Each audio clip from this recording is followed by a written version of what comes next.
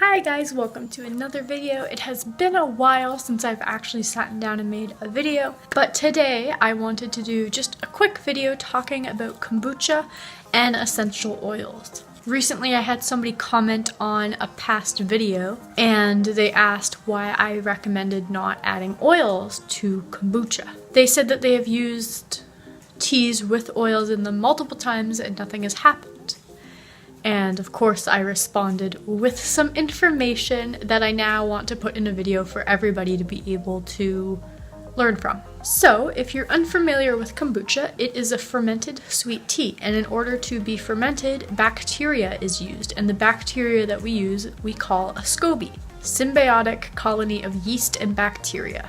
It kind of looks like a squishy, rubbery looking pancake. So in regards to the girl that was saying, oh, but I've used teas with oils in them and it works fine. That is anecdotal evidence, unfortunately. I have also used teas with oils in them, and although my SCOBY hasn't died or nothing drastic has happened, I have noticed changes, but they haven't been severe. So of course I've continued to use these teas with the oils, but I am now scared of any further damage happening to my SCOBY, so I am stopping doing that because of the information I know. Oils. You can either have oils in your tea leaves that you are buying, because typically tea leaves are flavored with essential oils. These oils will be added to the tea leaves that you are buying in the store from in the packages. So if you are going to buy those packages for your kombucha, make sure you're getting a pure black tea, green tea, whatever tea you use. Make sure it's pure and that there's no oils added into it if you want your kombucha to absolutely do its best. If you don't really care, who am I to tell you what to do? The tea, for example, that I bought was black tea. It was the only black tea I could find. This is why I bought it, because I wanted to start making kombucha. I didn't care. Now I care. The black tea had oils added into it. Clove oil, and it had cinnamon added, but it had clove oil and some other oils in it. And over time, many batches later, I did notice a change in my SCOBY. It stopped growing as thick. The new SCOBY that would always grow would always be thin. So thin that I pick it up and it rips. And yet my kombucha would be done, but it wasn't as carbonated from the natural carbonation that happens from the fermentation. But it had been 3 weeks, and that should be as long as it should take in most cases. Because when I first started out, it was only taking me 15 days and my kombucha was carbonated enough. But slowly that decreased over time. The reason for this is the essential oils that were in the tea I used, they do two things typically. Bacteriostatic stops bacteria from growing altogether. It will not kill it necessarily, but it will stop it from growing because it stops the bacteria from reproducing. And bactericidal is when it causes death of the bacteria. So that would mean your SCOBY would die.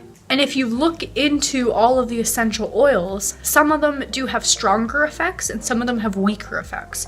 However, overall, oils should not be added into your kombucha process if you want the best batch possible and the best healthy SCOBY to continue on. They're antimicrobial, which means they don't like bacteria. They will try to kill it and stop it. So another thing in the kombucha community is people actually do use essential oils to flavor their kombucha. And you might be wondering, well, if that's happening, how are they able to do kombucha without it dying and killing them?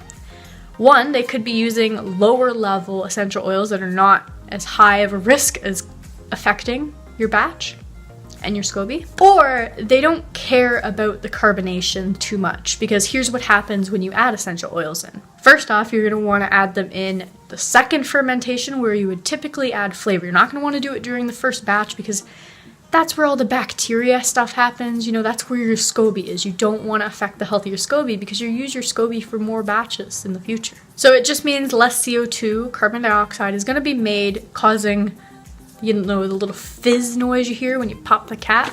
You're just going to have less carbonation.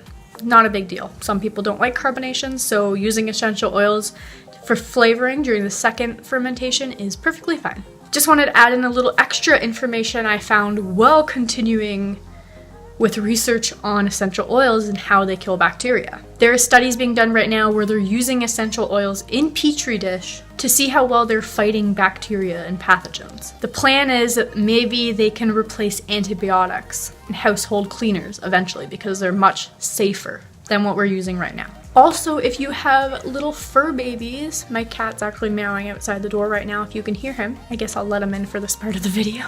If you have a fur baby, you can put essential oils behind their ears and around their neck, and that will help with getting rid of fleas if your cat is at all an outside cat. Rexy doesn't go outside too much, so I'm not worried about that. However, I use Dr. Bronner's on him for washing him because Dr. Bronner's is a soap that uses essential oils. Natural for your cat, just make sure you're not using peppermint, or I think there's a few other essential oils that are poisonous for cats and toxic to cats, so try to use the ones that are cat friendly, like citrus. It also makes them smell really nice. And that's all I learned and what I wanted to share with you guys, so I will see you in another video. Goodbye!